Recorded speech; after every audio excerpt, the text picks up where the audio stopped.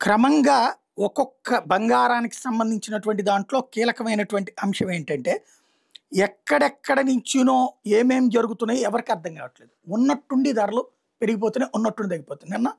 3000 10 గ్రాముల బంగారం పెరిగిపోయింది. మళ్ళీ పాత రోజుకి దాదాపుగా 1,31,000 రేంజ్‌కెళ్ళింది.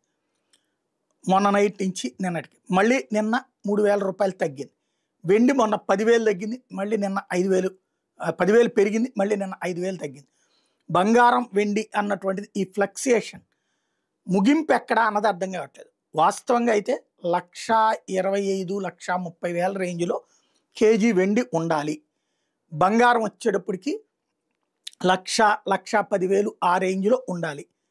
22 క్యారెట్లు అయితే గనక 1,00,000 24 క్యారెట్లు 1,10,000. ఆ పైనంతా కూడా ఆర్టిఫిషియలే. అది బ్రోకర్లు చేస్తున్నారా, వ్యాపారులు చేస్తున్నారా, ఫండర్స్ చేస్తున్నారా, ఇట్లాగా ఎవరైనా చేయొచ్చు. ఓవరాల్‌గా జరుగుతున్నది అది. ప్రస్తుతం బంగారం, వెండి అయితే అప్ ట్రెండు, మళ్ళీ డౌన్ ట్రెండు. ఈ డౌన్ ట్రెండ్ కంటిన్యూ అవుతుందా, మళ్ళీ అప్ ట్రెండ్‌లోకి వెళ్తుందా అన్నది మళ్ళీ సోమవారానికి గాని తెలీదు.